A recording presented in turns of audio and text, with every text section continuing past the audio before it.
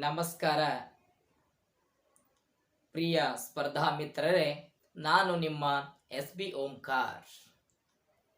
ಸ್ಪರ್ಧಾ ಮಿತ್ರರೇ, ಇಂದು ನಾವು ಮುಂಬರುವ ಪರೀಕ್ಷೆಗಳಲ್ಲಿ SDA, FDA, PC ಪರೀಕ್ಷೆಗಳಿಗೆ ಪೂರಕವಾಗಿರುವ ವಿಷಯ ವಸ್ತುವನ್ನು ಅಧ್ಯಯನ ಮಾಡೋಣ. ಇವತ್ತಿನ ದಿನ ಏನು ಮಾಡೋಣ ಅಂತ ಕೇಳಿದರೆ, ಆಧುನಿಕ ಭಾರತ. ಯಾವ ಭಾರತ? ಆಧುನಿಕ. ನೋಡಿ, ಆಧುನಿಕ ಭಾರತದ ಇತಿಹಾಸ ಅಧ್ಯಯನ ಮಾಡೋಣ. ಆಧುನಿಕ ಭಾರತ ಇತಿಹಾಸದಲ್ಲಿ ಮೊದಲಿಗೆ ಯಾವ ಟಾಪಿಕ್ ಅಂತ ಕೇಳಿದ್ರೆ ಭಾರತಕ್ಕೆ, ಭಾರತಕ್ಕೆ ಯುರೋಪಿಯನ್ನರ ಆಗಮನ ಅಂತ ಹೇಳಿ. ಭಾರತಕ್ಕೆ ಯುರೋಪಿಯನ್ನರ ಆಗಮನ ಇಲ್ಲಿ ಏನು ಅಂತ ಕೇಳಿದ್ರೆ 1453ರಲ್ಲಿ ಅಟೋಮನ್ ಟರ್ಕರು, ಅಟೋಮನ್ ಟರ್ಕರು ಏನ್ ಮಾಡ್ತಾರ ಅಂತ ಕೇಳಿದ್ರೆ ಅಟೋಮನ್ ಟರ್ಕರು ಕಾನ್ಸ್ಟಾಂಟಿನೋಪಲ್ ನಗರವನ್ನ ವಶಪಡಿಸಿಕೊಂಡರು. ಇದರಿಂದ ಯುರೋಪಿಯನ್ನರಿಗೆ ಭಾರತಕ್ಕೆ ಬರುವ ಭೂಮಾರ್ಗ ಏನಾಗ್ತದ ಅಂತ ಕೇಳಿದ್ರೆ ಮುಚ್ಚಲ್ಪಟ್ಟಿತು. ಕಾನ್ಸ್ಟಾಂಟಿನೋಪಲ್ ನಗರ ಎಂದರೆ ಪ್ರಸ್ತುತ ಯಾವುದು ಅಂತ ಕೇಳಿದ್ರೆ ಇಸ್ತಾಂಬುಲ್. ಇಸ್ತಾಂಬುಲ್ ಜಗತ್ತಿನಲ್ಲಿ 2 ಖಂಡಗಳ ನಡುವಿನ ಏಕೈಕ ಹಬ್ಬದ ನಗರ ಯಾವುದು ಅಂತ ಕೇಳಿದ್ರೆ ಈ ಇಸ್ತಾಂಬುಲ್ ಅಂತ ಹೇಳಿ. ಹಾಗಾಗಿ ಯುರೋಪಿಯನ್ ಮಾರುಕಟ್ಟೆಯಲ್ಲಿ ಭಾರತದ ಸಾಂಬಾರು ಪದಾರ್ಥಗಳು ಮತ್ತು ಕರಕುಶಲ ವಸ್ತುಗಳಿಗೆ ಏನಿತ್ತು ಅತಿ ಹೆಚ್ಚಿನ ಬೇಡಿಕೆ ಇತ್ತು. ಇದರಿಂದ ಮಾರ್ಗದ ಅನಿವಾರ್ಯತೆ ಇತ್ತು. ಆ ಉದ್ದೇಶದಿಂದ ನೋಡಿ, ಮಾರ್ಗವನ್ನ ಕಂಡು ಹಿಡಿಯೋದರಲ್ಲೇ ಮೊದಲಿಗರು ಯಾರು ಅಂತ ಕೇಳಿದ್ರೆ ಪೋರ್ಚುಗೀಸರು ಅಂತ ನೋಡ್ತೀವಿ. ಪೋರ್ಚುಗೀಸರು ಅಂತ ಹೇಳಿ. ನೋಡಿ, ಇಲ್ಲಿ 1453ರಲ್ಲಿ ಅಟೋಮನ್ ಟರ್ಕರು ಕಾನ್ಸ್ಟಾಂಟಿನೋಪಲ್ ನಗರವನ್ನ ವಶಪಡಿಸಿಕೊಂಡಾಗ ಯುರೋಪ್ ಮತ್ತು ಭಾರತ ಮಧ್ಯದ ಭೂಮಾರ್ಗ ಏನಾಗಿತ್ತು ಮುಚ್ಚಲ್ಪಟ್ಟಿತು. ಯುರೋಪಿಯನ್ನರಿಗೆ ಮತ್ತು ಭಾರತಕ್ಕೆ ಬರುವ ಮಾರ್ಗವು ನಿಂತು ಹೋಯಿತು. ಈ ಕಾನ್ಸ್ಟಾಂಟಿನೋಪಲ್ ನಗರ ಎಂದರೆ ಈಗಿನ ಪ್ರಸ್ತುತ ಯಾವುದು ಅಂತೀರ ಇಸ್ತಾಂಬುಲ್. ಈ ಇಸ್ತಾಂಬುಲವು 2 ಖಂಡಗಳ ನಡುವಿನ ಏಕೈಕ ಹಬ್ಬದ ನಗರ. ಹಾಗಾಗಿ ಭಾರತೀಯ ಸಾಂಬಾರು ಪದಾರ್ಥಗಳಿಗೆ ಮತ್ತು ಕರಕುಶಲ ವಸ್ತುಗಳಿಗೆ ಯುರೋಪ್ ಖಂಡದಲ್ಲಿ ಅತಿ ಹೆಚ್ಚಿನ ಬೇಡಿಕೆ ಇತ್ತು. ಹಾಗಾಗಿ ಮಾರ್ಗದ ಅನಿವಾರ್ಯತೆ ಇತ್ತು. ಹಾಗಾಗಿ ಜಲಮಾರ್ಗವನ್ನ ಕಂಡು ಹಿಡಿಯುವುದರಲ್ಲಿ ಮೊದಲಿಗರು ಯಾರು ಅಂತ ಕೇಳಿದ್ರೆ ಪೋರ್ಚುಗೀಸರು ಅಂತ ನೋಡ್ತೀವಿ. ಪೋರ್ಚುಗೀಸರು ಅಂತ ಹೇಳಿ. ಹಾಗಾಗಿ ಭಾರತವನ್ನು ತೆಗೆದುಕೊಂಡಾಗ ಭಾರತಕ್ಕೆ ಮೊದಲು ಯಾರು ಬರ್ತಾರ ಅಂತ ಕೇಳಿದ್ರೆ ಪೋರ್ಚುಗೀಸರ ಆಗಮನ ಅಂತ ನೋಡ್ತೀವಿ. ಯಾರ ಆಗಮನ? ಪೋರ್ಚುಗೀಸರ ಆಗಮನ ಅಂತ ಹೇಳಿ. ನೋಡಿ,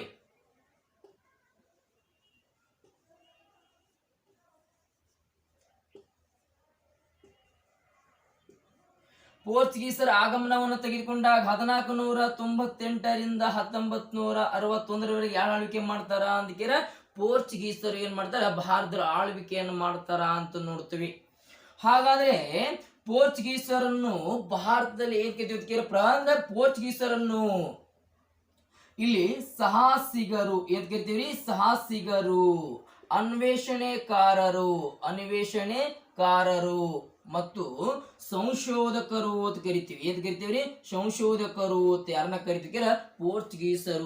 ಪೋರ್ಚುಗೀಸರ ಅರಸ ಯಾರು ಕೇಳಿದ್ರೆ ಹೆನ್ರಿ. ಪೋರ್ಚುಗೀಸರ ಅರಸನಾದ ಹೆನ್ರಿ ಎಂಬ ವ್ಯಕ್ತಿಯು ಲಿಸ್ಬನ್ ಎಂಬಲ್ಲಿ ಒಂದು ನೌಕಾ ನೆಲೆಯನ್ನ ಪ್ರಾರಂಭಿಸಿದನು. ಆದ್ದರಿಂದ ಈತನಿಗೆ ಏನು ಅಂತ ಕೇಳಿದ್ರೆ ದಿ ಹೆನ್ರಿ ನ್ಯಾವಿಗೇಟರ್ ಅಂತ ಬರ್ತೀರಿ. ದಿ ಹೆನ್ರಿ ನ್ಯಾವಿಗೇಟರ್ ಎಂಬ ಬಿರುದನ್ನು ಪಡೆದನು. ದಿ ನ್ಯಾವಿಗೇಟರ್ ಎಂದರೆ ನೌಕಾಯಾನದಲ್ಲಿ ಪ್ರವೀಣ ಎಂದರ್ಥ. ಇದರಲ್ಲಿ ನೌಕಾಯಾನದಲ್ಲಿ ಪ್ರವೀಣ ಎಂದರ್ಥ ಅಂತ ನೋಡುತ್ತೀವಿ.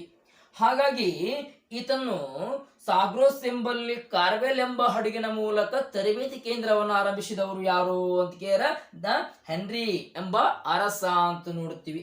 ಪೋರ್ಚುಗೀಸರ ಇನ್ನೊಬ್ಬ ಅರಸ ಹೇಳ್ತಾರೆ ಎರಡನೇ ಜಾನ್. ಯಾರಿ? ಪೋರ್ಚುಗೀಸರ ಇನ್ನೊಬ್ಬ ಅರಸ ಎರಡನೇ ಜಾನ್ ಭಾರತಕ್ಕೆ ಜಲಮಾರ್ಗವನ್ನ ಕಂಡುಹಿಡಿಯಲು ಬಾರ್ತಲೋಮಿಯಾ ಡಯಾಸ್ ನೇತೃತ್ವವನ್ನು ವಹಿಸಿದನು. ಈ ಬಾರ್ತಲೋಮಿಯಾ ಡಯಾಸನು ತನ್ನ 1488ರಲ್ಲಿ ಲಿಸ್ಬನ್ ಬಂದರ್ಬ, ಯಾವ ಬಂದರ್ಬ?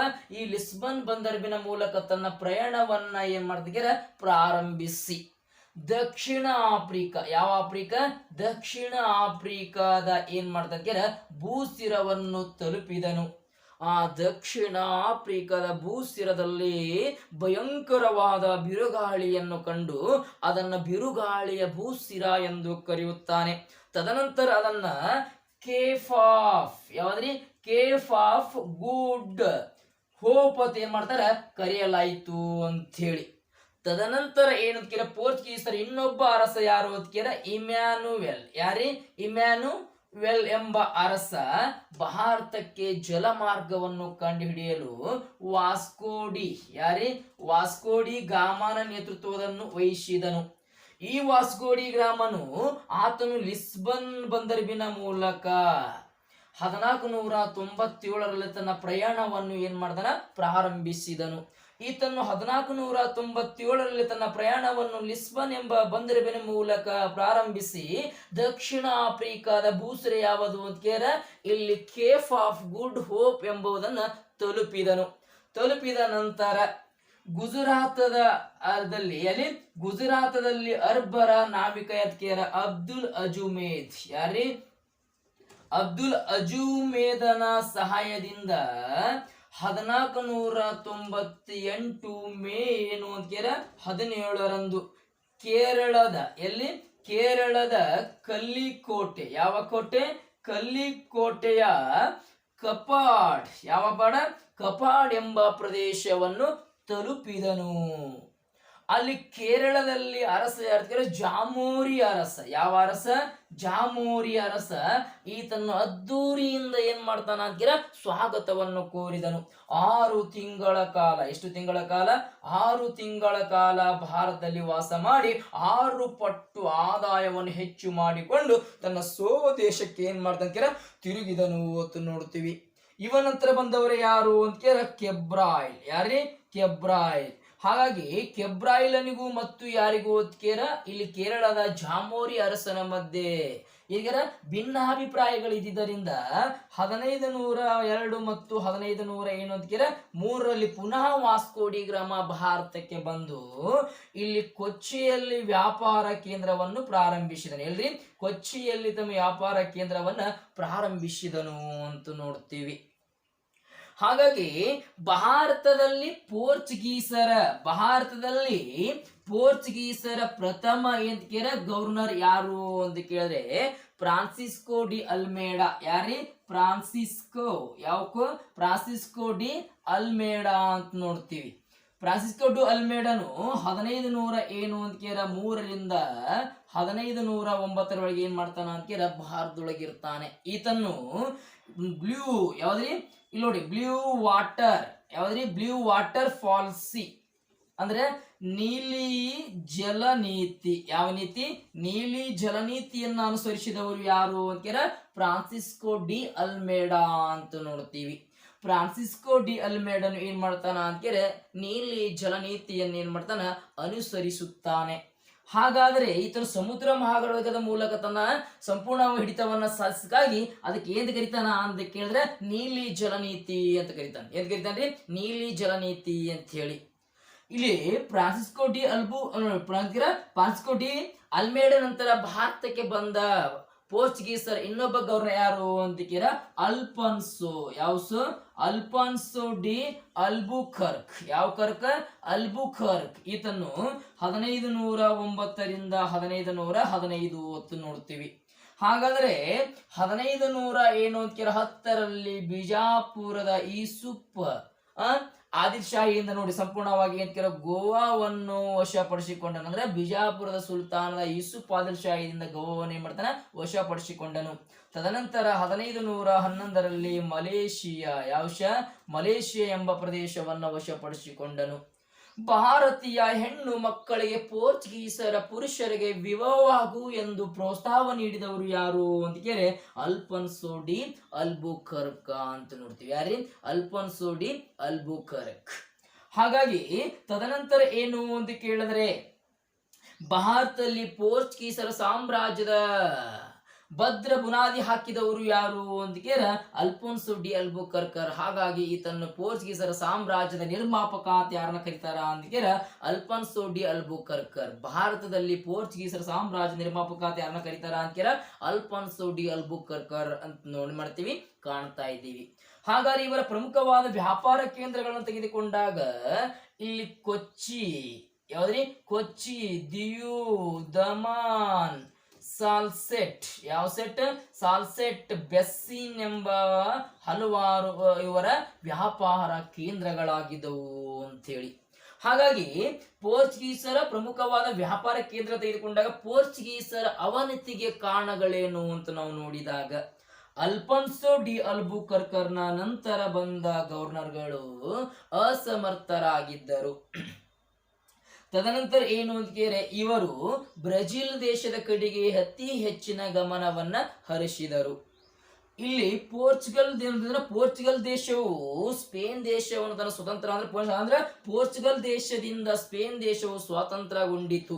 ತದನಂತರ 1739ರಲ್ಲಿ ಮರಾಠರು ಪೋರ್ಚುಗೀಸರ ವಶದಲ್ಲಿದ್ದ ದಿಯು, ದಮಾನ್, ಸಾಲ್ಸೆಟ್ ಎಂಬ ಪ್ರದೇಶಗಳನ್ನು ವಶಪಡಿಸಿಕೊಂಡರು. ಮೊಘಲರು ಭಾರತದಲ್ಲಿ ಪೋರ್ಚುಗೀಸರಿಗೆ ಆಳ್ವಿಕೆ ಮಾಡಲು ಅನುಮತಿ ಮಾಡಲಿಲ್ಲ. ನಂತರ 1961ರಲ್ಲಿ ಗೋವಾವನ್ನು ವಿಮೋಚನೆ ಮಾಡುವುದರ ಮೂಲಕ ಪೋರ್ಚುಗೀಸರು ಭಾರತವನ್ನು ಬಿಟ್ಟು ತೊಲಗಿದರು ಅಂತ ಏನ್ ಮಾಡ್ತೀವಿ, ನೋಡ್ತಾ ಇದ್ದೀವಿ. ನಂತರ ಭಾರತಕ್ಕೆ ಬಂದವರು ಯಾರು ಅಂತ ಕೇಳಿದ್ರೆ ಡಚ್ಚರು ಅಂತೇಳಿ. ಪೋರ್ಚುಗೀಸರ ನಂತರ ಭಾರತಕ್ಕೆ ಬಂದವರು ಯಾರು ಅಂತ ಕೇಳಿದ್ರೆ ಇಲ್ಲಿ ಡಚ್ಚರು ಅಂತ ನೋಡ್ತೀವಿ. ಯಾರ್ರೀ? ಡಚ್ಚರು ಅಂತೇಳಿ. ಯಾಕಂತ ನಿಮ್ ಎಕ್ಸಾಮ್ ಕೇಳ್ತಾನೆ, ಪೋರ್ಚುಗೀಸರು ತೆಗೆದುಕೊಂಡಾಗ ಅಲ್ಲಿ ವಾಸ್ಕೋಡಿ ಗ್ರಾಮವು ಭಾರತಕ್ಕೂ ಎಷ್ಟು ತಲುಪಿದನು ಅಂತ ಕೇಳ್ತಾನೆ. 1498 ಮೇ 17ರಂದು PC ಕ್ವಶನ್. ನೆಕ್ಸ್ಟ್, ವಾಸ್ಕೋಡಿ ಗ್ರಾಮನು ಭಾರತದ ಯಾವ ಪ್ರದೇಶವನ್ನು ತಲುಪಿದನು ಅಂತ ಕೇಳ್ತಾನೆ. ಇಲ್ಲಿ ಕೇರಳದ ಕಲ್ಲಿಕೋಟೆ ಮೊದಲಿತ್ತು, ಈಗ ಏನ್ ಹೇಳಬೇಕು ಅಂತ ಕೇಳ ಕಪಾಡ್ ಎಂಬ ಪ್ರದೇಶ ಅಂತ ಹೇಳ್ಬೇಕು. ಯಾವ ಪ್ರದೇಶ? ಕಪಾಡ್ ಎಂಬ ಪ್ರದೇಶಕ ಅಂತ ಹೇಳ್ಬೇಕು. ತದನಂತರ ಬಂದವರು ಯಾರು ಅಂತ ಕೇಳಿದ್ರೆ ಡಚ್ಚರು ಅಂತೇಳಿ. ಯಾರ್ರೀ? ಡಚ್ಚರು ಅಂತೇಳಿ. ನೋಡಿ ಇಲ್ಲಿ ಡಚ್ಚರನ್ನ ತೆಗೆದುಕೊಂಡಾಗ ಯಾರ್ರೀ? ಡಚ್ಚರು. ಇವರು 1596ರಿಂದ 1792ರವರೆಗೆ ಆಳ್ವಿಕೆ ಮಾಡಿದವರು ಯಾರು ಅಂತ ಡಚ್ಚರು. ಹಾಗಾಗಿ ಭಾರತಕ್ಕೆ ಬಂದ ಮೊದಲ ಡಚ್ ವ್ಯಕ್ತಿ ಯಾರು ಅಂತ ಕಾರ್ಲೆಸನ್. ಯಾವ ಸನ್? ಕಾರ್ಲೆಸನ್ ಹೌಟ್ಮನ್. ಯಾವ ಮನ? ಹೌಟ್ಮನ್ ಎಂಬ ವ್ಯಕ್ತಿ ಭಾರತಕ್ಕೆ ಪ್ರಥಮ ಬಾರಿಗೆ ಬಂದನು ಅಂತ ನೋಡ್ತೀವಿ. ಇವರು 1602ರಲ್ಲಿ ಡಚ್ ಯಾವದ್ರಿ? ಡಚ್ ಈಸ್ಟ್ ಯಾವದ್ರಿ? Dutch East India company. ಯಾವ ಕಂಪನಿ? ಡಚ್ ಈಸ್ಟ್ ಇಂಡಿಯಾ ಕಂಪನಿಯನ್ನ ಸ್ಥಾಪನೆ ಮಾಡಿದರು. ತದನಂತರ ಏನು ಅಂತ ಕೇಳಿದ್ರೆ 1604ರಲ್ಲಿ ವ್ಯಾಂಡ್ ಹಗೀನ್. ಯಾವ ವ್ಯಾಗಿನ? ವ್ಯಾಂಡ್ ಹಗೀನನ ನೇತೃತ್ವದಲ್ಲಿ ಇಲ್ಲಿ ಮಚಲಿಪಟ್ಟಣ. ಯಾವ ಪಟ್ಟಣ? ಮಚಲಿಪಟ್ಟಣದಲ್ಲಿ. ಯಾವ ಪಟ್ಟಣ? ಮಚಲಿಪಟ್ಟಣದಲ್ಲಿ ತಮ್ಮ ವ್ಯಾಪಾರ ಕೇಂದ್ರವನ್ನು ಏನ್ ಮಾಡ್ತಾರೆ? ಪ್ರಾರಂಭಿಸಿದರು. 1605ರಲ್ಲಿ ಪೋರ್ಚುಗೀಸರ ವಶದಲ್ಲಿದ್ದ ಅಂಬುಯಾನ್. ಯಾವ ಯಾನ? ಅಂಬುಯಾನ್ ಎಂಬ ಪ್ರದೇಶವನ್ನು ಏನ್ ಮಾಡ್ತಾರ? ವಶಪಡಿಸಿಕೊಂಡರು ಅಂತ ನೋಡ್ತೀವಿ. ಭಾರತದಲ್ಲಿ ಡಚ್ಚರಿಗೂ ಮತ್ತು ಯಾರಿಗೆ? ಡಚ್ಚರು ಮತ್ತು ಬ್ರಿಟಿಷರ ಮಧ್ಯೆ ವ್ಯಾಪಾರದ ಪೈಪೋಟಿಯನ್ನು ನಡೆದಾಗ ಡಚ್ಚರಿಗೆ ಬ್ರಿಟಿಷರೊಂದಿಗೆ ವ್ಯಾಪಾರದ ಪೈಪೋಟಿಯನ್ನು ನೀಡಲು ಸಾಧ್ಯವಾಗದಿದ್ದಾಗ ಇವರು ಶ್ರೀಲಂಕಾ. ಯಾವ ಲಂಕಾ? ಶ್ರೀಲಂಕಾ, ಜಾವಾ, ಸುಮಿತ್ರ ಮತ್ತು ಎಂತ ಇಂಡೋನೇಷಿಯಾ. ಯಾವ ನೇಷಿಯಾ? ಇಂಡೋನೇಷಿಯಾ ಎಂಬ ದ್ವೀಪ ರಾಷ್ಟ್ರದ ಕಡೆಗೆ ತಮ್ಮ ಗಮನವನ್ನು ಏನ್ ಮಾಡ್ತಾರೆ? ಹರಿಸಿದರು ಅಂತ ನೋಡುತ್ತೀವಿ. ಹಾಗಾಗಿ ಇವರ ಪ್ರಮುಖವಾದ ವ್ಯಾಪಾರ ಕೇಂದ್ರಗಳನ್ನು ತೆಗೆದುಕೊಂಡಾಗ ಏನ್ ಮಚಲಿಪಟ್ಟಣ. ಯಾವ ಪಟ್ಟಣ? ಮಚಲಿ. ನೋಡಿ ಮಚಲಿಪಟ್ಟಣ ಅಂತ ಹೇಳಿ. ಪುಲಿಕಾಟ. ಯಾವ ಘಾಟ? ಪುಲಿಕಾಟ ಅಂತ ಹೇಳಿ. ಹಾಗಾಗಿ ತೆಗೆದುಕೊಂಡಾಗ ನಾಗಪಟ್ಟಣ, ಯಾವ ಪಟ್ಟಣ? ನಾಗಪಟ್ಟಣ. ಬಹಲಸೂರು, ಯಾವ ಸೂರು? ಬಹಲಸೂರು ಎಂಬುದು ಪ್ರಮುಖವಾದ ವ್ಯಾಪಾರ ಕೇಂದ್ರಗಳು. ಯಾರು ಅಂತೀರ? ಡಚ್ಚರ ಪ್ರಮುಖವಾದ ವ್ಯಾಪಾರ ಕೇಂದ್ರಗಳು ಅಂತ ನೋಡ್ತೀವಿ. ತದನಂತರ ಏನು ಅಂತೀರ? ಡಚ್ಚರ ಪ್ರಮುಖವಾದ ಏನಂತೀರ? ವ್ಯಾಪಾರ ಕೇಂದ್ರಗಳು ಅಂತ ನಾವು ತೆಗೆದುಕೊಂಡಾಗ ತದನಂತರ ಏನಂತೀರ? ಡಚ್ಚರು ಭಾರತದಲ್ಲಿ ಅವನತಿಗೆ ಕಾರಣಗಳೇನು ಅಂತೀರ? ಇವರು ಸರ್ಕಾರದ ವ್ಯಾಪಾರಕ್ಕಿಂತಲೂ ಖಾಸಗಿ ವ್ಯಾಪಾರದ ಕಡೆಗೆ ಅತಿ ಹೆಚ್ಚಿನ ಗಮನವನ್ನ ಹರಿಸಿದರು ಅಂತೇಳಿ. ತಿರುವಂಕೂರಿನ ಇವರಿಗೆ ಆಳ್ವಿಕೆ ಮಾಡಲಿಲ್ಲ, ಅನುಮತಿಯನ್ನು ನೀಡಲಿಲ್ಲ ಅಂತೇಳಿ. ಹೀಗೆ ಹಲವಾರು ಕಾರಣಗಳಿಂದ ಡಚ್ಚರು ಏನಂತೀರ? ಸಾಮ್ರಾಜ್ಯ ಅವನತಿಗೆ ಕಾರಣವಾಯಿತು ಅಂತ ನೋಡ್ತೀವಿ. ಡಚ್ಚರ ನಂತರ ಭಾರತಕ್ಕೆ ಬಂದವರು ಯಾರು ಅಂತ ಕೇಳಿದ್ರೆ ಬ್ರಿಟಿಷರು ಅಂತೇಳಿ. ಯಾರೇ? ಬ್ರಿಟಿಷರು ಅಂತ ನೋಡ್ತೀವಿ. ಇಂಗ್ಲಿಷರು ಅಂತ ಕರಿತೀವಿ. ಯಾರೇ? ಇಂಗ್ಲಿಷರು.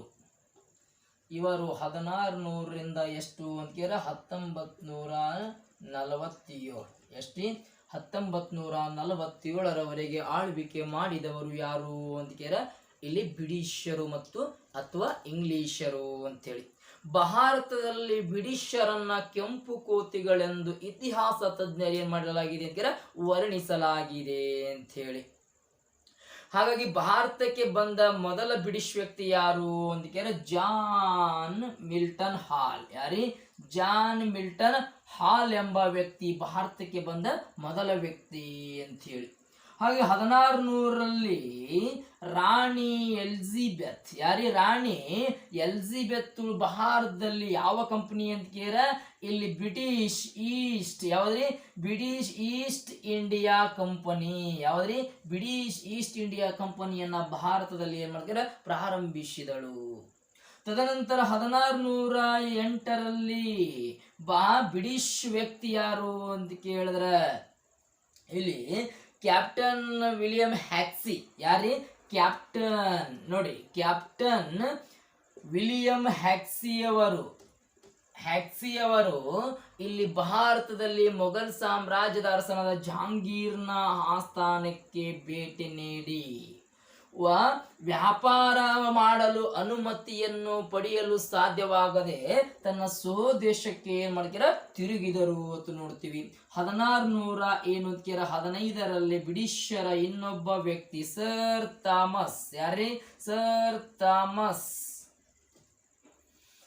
ಥಾಮಸ್ ರೋ ಎಂಬ ವ್ಯಕ್ತಿ ಏನ್ ಮಾಡ್ತಾರೆ? ಜಹಾಂಗೀರ್ನ ಆಸ್ಥಾನಕ್ಕೆ ಭೇಟಿ ನೀಡಿ ಇಲ್ಲಿ ವಸಾಹತುಶಾಹಿ ಆಡಳಿತ ಮಾಡಲು ಜಹಾಂಗೀರ್ನಿಂದ ಅನುಮತಿಯನ್ನು ಪಡೆದು ತನ್ನ ಪ್ರಥಮವಾದ ವ್ಯಾಪಾರ ಕೇಂದ್ರವನ್ನು ಎಲ್ಲಿ ಪ್ರಾರಂಭಿಸ್ತಾನ ಅಂತ ಕೇಳ? ಸೂರತ್ನಲ್ಲಿ ತನ್ನ ಪ್ರಥಮವಾದ ವ್ಯಾಪಾರ ಕೇಂದ್ರವನ್ನ ಪ್ರಾರಂಭಿಸುತ್ತಾನೆ ಅಂತ ಹೇಳಿ.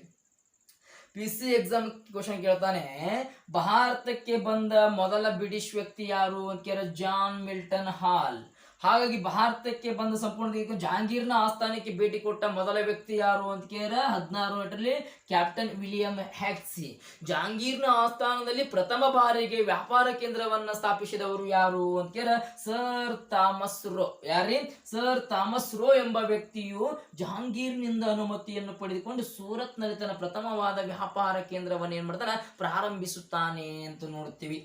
ಹಾಗಾದ್ರೆ ಇಲ್ಲಿ ಏನು ಅಂತ ಕೇಳ? 1639ರಲ್ಲಿ ಇಲ್ಲಿ ಮದ್ರಾಸಿನಲ್ಲಿ ಏನು ಅಂತ ಕೇಳ? Francis day. ಮದ್ರಾಸ್ ನಗರ ನಿರ್ಮಾಣ ಮಾಡಿದವರು ಯಾರು ಅಂತ ಕೇಳ? ಫ್ರಾನ್ಸಿಸ್ ಡೇ ಅಂತ ನೋಡ್ತೀವಿ. ಹಾಗಾಗಿ ಇಲ್ಲಿ ನೋಡಿ, ಸಂಪೂರ್ಣವಾಗಿ 1639ರಲ್ಲಿ ಪೋರ್ಟ್ ಸೇಂಟ್ ಜಾರ್ಜ್ ಕೋಟೆ. ಯಾವ್ದ್ರಿ? ಪೋರ್ಟ್ ಸೇಂಟ್ ಜಾರ್ಜ್ ಕೋಟೆಯನ್ನು ಎಲ್ಲಿ ನಿರ್ಮಿಸಲಾಯಿತು ಅಂತ ಕೇಳ? ಮದ್ರಾಸ್ ನಗರ. ಯಾವ ನಗರ? ಮದ್ರಾಸಿನಲ್ಲಿ ಪೋರ್ಟ್ ಸೇಂಟ್ ಜಾರ್ಜ್ ಎಂಬ ಕೋಟೆಯನ್ನ ನಿರ್ಮಿಸಲಾಯಿತು ಅಂತ ಹೇಳಿ. ತದನಂತರ 1661ರಲ್ಲಿ ಬ್ರಿಟಿಷರ ರಾಜ್ಕುಮಾರನಾದ ಎರಡನೇ ಚಾರ್ಲಸ್. ಎಷ್ಟನೇ ಚಾರ್ಲಸ್? ಎರಡನೇ ಚಾರ್ಲಸ್ ಪೋರ್ಚುಗೀಸರ ಸುಂದರವಾದ ಮಹಿಳೆ ಯಾರ? ಕ್ಯಾಥ್ರೀನ್. ಯಾರಿಗ್ರಿ? ಕ್ಯಾಥ್ರೀನ್ ಅನ್ನ ಏನ್ ಮಾಡೋದಕ್ಕೆ? ವಿವಾಹವಾದನು. 1661ರಲ್ಲಿ ಬ್ರಿಟಿಷರ ರಾಜ್ಕುಮಾರನಾದ ಎರಡನೇ ಚಾರ್ಲಸ್ ಪೋರ್ಚುಗೀಸರ ಯಾರು ಅಂತ ಕ್ಯಾಥರಿನಳನ್ನ ವಿವಾಹವಾದನು. ಇದರಿಂದ ಪೋರ್ಚುಗೀಸರು ಉಡುಗೊರೆಯಾಗಿ ಯಾವ ಪ್ರಾಂತ್ಯವನ್ನ ಕೊಡ್ತಾರ ಅಂತ ಮುಂಬೈ, ಯಾವ್ದ್ರಿ ಮುಂಬೈ ಪ್ರಾಂತ್ಯವನ್ನ ಎದ್ದ ಬಾಂಬೆಯನ್ನ ಏನ್ ಮಾಡ್ತಾರ ಅಂತ ಬ್ರಿಟಿಷರಿಗೆ ಉಡುಗೊರೆಯಾಗಿ ನೀಡಿದರು. ಅದನ್ನ ಎರಡನೇ ಚಾರ್ಲಸ್ 1668ರಲ್ಲಿ ಕಂಪನಿಗೆ ಒಪ್ಪಿಸಿದನು. ಎದಕ್ರಿ ಕಂಪನಿಗೆ ಒಪ್ಪಿಸಿದನು ಅಂತ ನೋಡ್ತೀವಿ.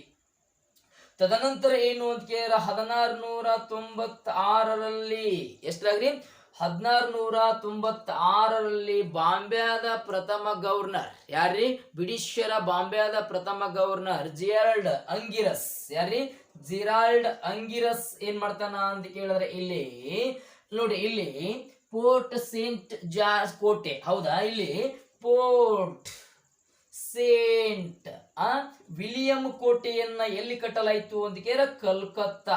ಎಲ್ಲಿ ಕಲ್ಕತ್ತಾದಲ್ಲಿ ಏನ್ ಪೋರ್ಟ್ ಸೇಂಟ್ ವಿಲಿಯಂ ಕೋಟೆ 1696 ಜಿಯಾರ್ಡ್ ಅಂಗಿರಸ್ನ ನೇತೃತ್ವದಲ್ಲಿ ಅಂತೇಳಿ ಎಕ್ಸಾಮ್ ಕ್ವಶನ್ ಕೇಳ್ಯಾನ. ಪೋರ್ಟ್ ಸೇಂಟ್ ವಿಲಿಯಂ ಕೋಟೆ ಇರುವುದು ಎಲ್ಲಿ? ಕಲ್ಕತ್ತಾ. ಪೋರ್ಟ್ ಸೇಂಟ್ ಜಾರ್ಜ್ ಕೋಟೆ ಇರುವುದು ಎಲ್ಲಿ ಅಂತೀರ? ಮದ್ರಾಸ್ ಅಂತ ಹೇಳ್ಬೇಕು. ಎಕ್ಸಾಮ್ಗೆ ಏನ್ ಮಾಡ್ತಾರ ಕನ್ಫ್ಯೂಸ್ ಮಾಡ್ತಾನ. ಇಲ್ಲಿ ನೀಟಾಗಿ ನೀವೇನ್ ಮಾಡ್ಬೇಕು ಅಂದ್ರೆ ಕೇಳಬೇಕು. ಹಾಗಾದ್ರೆ ಭಾರತಕ್ಕೆ ಭೇಟಿ ನೀಡಿದ ಮೊದಲ ಬ್ರಿಟಿಷ್ ವ್ಯಕ್ತಿ ಜಾನ್ ಮಿಲ್ಟನ್ ಹಾಲ್. ಜಹಾಂಗೀರ್ನ ಆಸ್ಥಾನಕ್ಕೆ ಪ್ರಥಮವಾಗಿ ಭೇಟಿ ನೀಡಿದ ಬ್ರಿಟಿಷರ ವ್ಯಕ್ತಿ ಯಾರು? Captain William ಹ್ಯಾಕ್ಸಿ. ಜಹಾಂಗೀರ್ನ ಆಸ್ಥಾನದಲ್ಲಿ ಪ್ರಥಮ ಬಾರಿಗೆ ವ್ಯಾಪಾರ ಕೇಂದ್ರವನ್ನು ಪ್ರಾರಂಭಿಸಿದ ಬ್ರಿಟಿಷ್ ವ್ಯಕ್ತಿ ಯಾರು ಅಂತ ಸರ್ ಥಾಮಸ್ ರೋ ಅಂತ ಏನ್ ಮಾಡ್ಬೇಕು ಹೇಳಬೇಕು. ಎಕ್ಸಾಮ್ದಾಗ ಈ ತರ ಕೂಡ ಏನ್ ಮಾಡ್ತಾನೆ ಕ್ವಶನ್ ಗಳನ್ನು ಟ್ವಿಸ್ಟ್ ಮಾಡ್ತಾನೆ. ತದನಂತರ ಏನು ಅಂತ 1711ರಲ್ಲಿ ಬ್ರಿಟಿಷರ ಒಂದು ವ್ಯಕ್ತಿಗೆ ಸರ್ ಜಾನ್ ಮೆನ್ ಯಾರಿ ಸರ್ ಜಾನ್ ಮೆನ್ನನ ನೇತೃತ್ವದ ಒಂದು ನಿಯೋಗ ಎಲ್ಲಿ ಬರ್ತದ ಅಂತ ದೆಹಲಿಗೆ ಬಂದಿತ್ತು. ಆ ನಿಯೋಗದ ಸದಸ್ಯರಲ್ಲಿ ಒಬ್ಬ ಜಾನ್ ವಿಲಿಯಂ ಹ್ಯಾಮಿಲ್ಟನ್ ಯಾರಿ ನೋಡಿ, ಜಾನ್ ಮಿಲ್ಟನ್ ಹಾಲ್ ಇಲ್ಲಿ ಪ್ರಥಮ ಬಾರಿಗೆ ಭೇಟಿ ನೀಡಿದವ. ಇಲ್ಲಿ ಜಾನ್ ವಿಲಿಯಂ ಹ್ಯಾಮಿಲ್ಟನ್ ನೋಡಿ, ಜಾನ್ ವಿಲಿಯಂ ಯಾರಿ ಜಾನ್ ವಿಲಿಯಂ ಹ್ಯಾಮಿಲ್ಟನ್ ಎಂಬವತನ್ನ ಏನ್ ಮಾಡ್ತಾನ ಅಂತ ಮೊಘಲ್ ಸಾಮ್ರಾಜ್ಯದ ಅರಸನಾದ ಏನ್ ಪರೋಕ್ಷಿಯಾರನ ರೋಗವನ್ನ ಗುಣಪಡಿಸಿದನು. ಹಾಗಾಗಿ ಇದನ್ನು ಪರೋಕ್ಷಿಯಾರನು ತನಗೆ ಬಂಗಾಳ, ಬಿಹಾರ್, ಒರಿಸ್ಸಾಗಳ ಇಲ್ಲಿ ದತ್ತಿಯನ್ನು ಬಳುವಳಿಯಾಗಿ ನೀಡಿದನು. ಅಂದ್ರೆ ವಸತುಶಾಹಿ ಆಡಳಿತ ಬಂಗಾಳ ಮತ್ತು ಬಿಹಾರ್ ಮತ್ತು ಒರಿಸ್ಸಾಗಳಲ್ಲಿ ಏನ್ ಮಾಡ್ತೀರ ಆಡಳಿತ ಮಾಡಲು ಏನ್ಕರ ಇಲ್ಲಿ ವಸತುಶಾಹಿ ಆಡಳಿತ ಮಾಡಲು ಅನುಮತಿ ನೀಡಿದವರು ಯಾರು ಅಂದ್ರೆ ಪರೋಕ್ಷಿಯಾರ ಅಂತ ನೋಡುತ್ತೀವಿ. ತದನಂತರ ಇಲ್ಲಿ ಬ್ರಿಟಿಷರ ಪ್ರಮುಖವಾದ ವ್ಯಾಪಾರ ಕೇಂದ್ರಗಳನ್ನು ತೆಗೆದುಕೊಂಡಾಗ ದಿಯು, ದಮಾನ್, ಸಾಲ್ಸೆಟ್, ಬೆಸ್ಸಿನ್, ಮುಂಬೈ, ಕೊಚ್ಚಿ ಹೀಗೆ ಎಲ್ಲ ಹಲವಾರು ಪ್ರದೇಶಗಳು ಯಾರು ವ್ಯಾಪಾರ ಕೇಂದ್ರಗಳಾಗಿದ್ದವು ಅಂತ ಬ್ರಿಟಿಷರ ವ್ಯಾಪಾರ ಕೇಂದ್ರಗಳಾಗಿದ್ದವು ಅಂತ ನೋಡ್ತೀವಿ.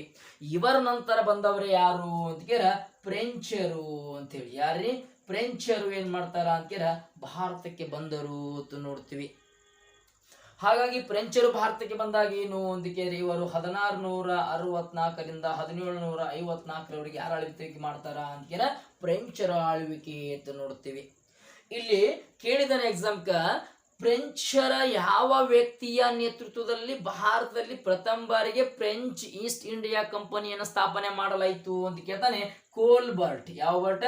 ಕೋಲ್ಬರ್ಟ್. ನೋಡಿ, ಕೋಲ್ಬರ್ಟನ ನೇತೃತ್ವದಲ್ಲಿ ಯಾರ ನೇತೃತ್ವದಲ್ಲಿ? ಕೋಲ್ಬರ್ಟನ ನೇತೃತ್ವದಲ್ಲಿ ಪ್ರಥಮ ಬಾರಿಗೆ 1664ರಲ್ಲಿ ಏನಂತ ಇಲ್ಲಿ ಯಾವುದು ಅಂತ ಫ್ರೆಂಚ್ ಈಸ್ಟ್ ಇಂಡಿಯಾ. ಯಾವ East India? French East India ಕಂಪನಿಯನ್ನ ಸ್ಥಾಪಿಸಲಾಯಿತು ಅಂತ ಹೇಳಿ. ತದನಂತರ 1608ರಲ್ಲಿ ಏನ್ ಮಚಲಿಪಟ್ಟಣ. ಯಾವ ಪಟ್ಟಣ? ಮಚಲಿಪಟ್ಟಣದಲ್ಲಿ ತಮ್ಮ ಪ್ರಥಮವಾದ ವ್ಯಾಪಾರ ಕೇಂದ್ರವನ್ನ ಸ್ಥಾಪಿಸಲಾಯಿತು. ತದನಂತರ 1609ರಲ್ಲಿ ಪುಲಿಕಾಟ. ಯಾವ ಕಾಟ? ಪುಲಿಕಾಟದಲ್ಲಿ ತಮ್ಮ ವ್ಯಾಪಾರ ಕೇಂದ್ರವನ್ನು ಏನ್ ಮಾಡಿತು ಪ್ರಾರಂಭಿಸಲಾಯಿತು ಅಂತ ನೋಡ್ತೀವಿ. ತದನಂತರ ಏನು ಅಂತ 1674ರಲ್ಲಿ ಬಿಜಾಪುರದ ಸುಲ್ತಾನರ ವಶದಲ್ಲಿದ್ದ ಯಾವ ಪ್ರದೇಶ ಅಂತ ತೆಗೆದುಕೊಂಡಾಗ ಇಲ್ಲಿ ಸೂರತ್. ಯಾವ್ದ್ರಿ? ಸೂರತ್ ಪ್ರದೇಶವನ್ನ ವಶಪಡಿಸಿಕೊಂಡವರು ಯಾಕೆ ಇಲ್ಲಿ ಫ್ರಾಂಕಸ್ ರೆನ್ಯೂನ್ ನೇತೃತ್ವ. ಅಂದ್ರೆ ಭಾರತದಲ್ಲಿ ಫ್ರೆಂಚರ ಪ್ರಥಮ ಗವರ್ನರ್ ಅಂತ ಫ್ರಾಂಕಸ್ ರೆನೋನಿನ್. ಯಾರಿ? ಫ್ರಾಂಕಸ್ ರೆನೋನಿನ್ ನೇತೃತ್ವದಲ್ಲಿ ಏನು ಅಂತ ಸಂಪೂರ್ಣವಾಗಿ ಬ್ರಿಟಿಷರ ಇಲ್ಲಿ ಬಿಜಾಪುರದ ಸುಲ್ತಾನರ ವಶದಲ್ಲಿದ್ದ ಸೂರತ್ ಅನ್ನು ಏನ್ ಮಾಡ್ತೀರಾ ವಶಪಡಿಸಿಕೊಳ್ಳಲಾಯಿತು ಅಂತ ನೋಡ್ತೇವೆ. ತದನಂತರ ಭಾರತದಲ್ಲಿ ಫ್ರೆಂಚರ ಪ್ರಸಿದ್ಧವಾದ ಗವರ್ನರ್ ಯಾರು ಅಂತ ಕೇಳ ಡೂಪ್ಲೆ. ಯಾರಿ ಡೂಪ್ಲೆ ಅಂತ ನೋಡ್ತೀವಿ. ಈ ಡೂಪ್ಲೆಗೂ ಮತ್ತು ಸಂಪೂರ್ಣ ತೆಗೆದುಕೊಂಡಾಗ ಇಲ್ಲಿ ಅಂದ್ರೆ ಫ್ರೆಂಚರಿಗೂ ಮತ್ತು ಇಲ್ಲಿ ಏನು ಅಂತ ಕೇಳ ಬ್ರಿಟಿಷರ ಮಧ್ಯೆ ಏನ್ ಮಾಡ್ತಾವ ಅಂತ ಕೇಳ ವ್ಯಾಪಾರದ ಪೈಪೋಟಿಗಳನ್ನ ಪ್ರಾರಂಭವಾಗ್ತಾವ ಅಂತ ಕಾಣ್ತೀವಿ. ಹಾಗಾಗಿ ಫ್ರೆಂಚರ ಪ್ರಮುಖವಾದ ವ್ಯಾಪಾರ ಕೇಂದ್ರ ತೆಗೆದುಕೊಂಡಾಗ ಮಚಲಿಪಟ್ಟಣ, ಪುಲಿಕಾಟ, ಮಾಹೆ, ಪಾಂಡಿಚಾರೆ, ಕೊರಲೂರು ಇವೆಲ್ಲವೂ ಕೂಡ ಯಾರ ಪ್ರಮುಖವಾದ ವ್ಯಾಪಾರ ಕೇಂದ್ರಗಳು ಅಂತ ಕೇಳ ಇಲ್ಲಿ ಯಾರು ಅಂತ ಕೇಳ ಫ್ರೆಂಚರ ವ್ಯಾಪಾರ ಕೇಂದ್ರಗಳು ಅಂತ ನೋಡ್ತೀವಿ. ಇಲ್ಲಿ ಫ್ರೆಂಚರಿಗೂ ಮತ್ತು ಬ್ರಿಟಿಷರ ಮಧ್ಯೆ ವ್ಯಾಪಾರದ ಪೈಪೋಟಿ ಹೆಚ್ಚಾದಾಗ ಯಾವ ಕದನಗಳಿಗೆ ಕಾರಣ ಆಗ್ತದ ಅಂತ ಕೇಳ ಕರ್ನಾಟಕ ಯುದ್ಧಗಳಿಗೆ ಏನಾಗ್ತದ ಕೇಳ ಮೂಲ ಕಾರಣಗಳಾಗ್ತವ ಅಂತ ನೋಡ್ತೀವಿ. ಅದು ಮುಂದಿನ ತರಗತಿಯಲ್ಲಿ ಏನ್ ಮಾಡೋಣ ಅಂತ ಕೇಳ ಅಧ್ಯಯನ ಮಾಡೋಣ.